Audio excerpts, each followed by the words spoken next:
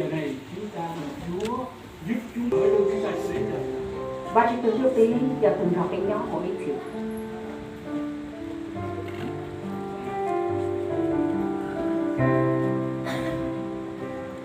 Trong cuộc sống cứu trừ ta chỉ nó,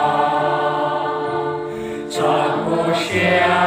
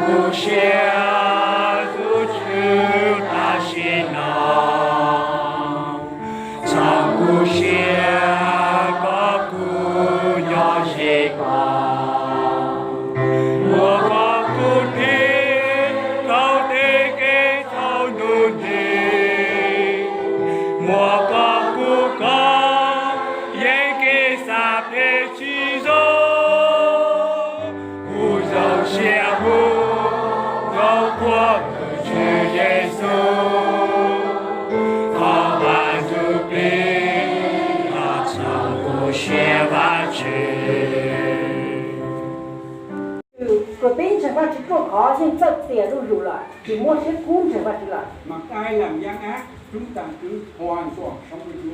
Giờ lần chúng ta có thể cho cái phần quan nên chỉ giải lo cái của cái này giải là chỉ. Mà ai ngồi dần trong lòng yêu mến Ngài chúng ta cứ yêu mến Ngài.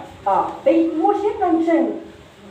Chúng ta nhìn xem Chúa Giêsu là tội rễ và cuối cùng cái gì. Bên trên trong bên của Chúa Giêsu giao tuần cầu bỏ và bên của chúng. Tin Chúa chúng ta. Khó chỉ tăng vào đây. Vì cảnh báo thứ nào? Khó chính đồng thế chứ. Chúa bảo chúng ta phải tỉnh thức. Từ khi hai trong Tết có cái trà thánh. Các con phải tỉnh thức vì không biết ngày bây giờ nào Chúa đến. Nếu chủ trà thánh tích chẳng phải do to chỉ có nước từ Chúa Giêsu lo. Vì không biết ngày bây giờ cho nên tôi tỉnh thức. Vì chỉ tốt lúc khi họ nó nhờ chủ chính phải do to. Để nếu lúc đó Chúa đến tôi đang ngủ thì tôi cũng được cất lên. Lúc đó tôi chỉ sợ cái tao lo cho người ta đọc lời như chẳng người sai một. Lúc đó tôi đang làm việc thì tôi cũng được cất lên. Lúc đó người ta đọc có cái nụ lo như cái trò mù. Và tối lúc nào rằng tôi ngủ với ai thì người đó cũng được cất lên trời với tôi. Cũng trên chiếc xe thì cũng đang tụi đó nhé. Tôi dùng một kỳ. Tôi làm việc với ai thì người đó cũng được cất lên trời. Mua hơi được. Biết được chứ, giúp cho các một cái nông sẽ xài nó cái. Cảm ơn Chúa điều đó. Biết ủa mà chứ cho con đó. Và chúng ta nghe lời Chúa phán của chúng ta. Biết đâu mà chỉ cho lục kia đâu cái gì nào. Nay ta đến mau chóng. Ta xin cũng biết lo sai. Đem phần thưởng theo với ta. Cũng không nên sao cho nên. Để thưởng cho mỗi người tùy theo việc họ làm. Muốn nên sao cho nên tê hơn lửa.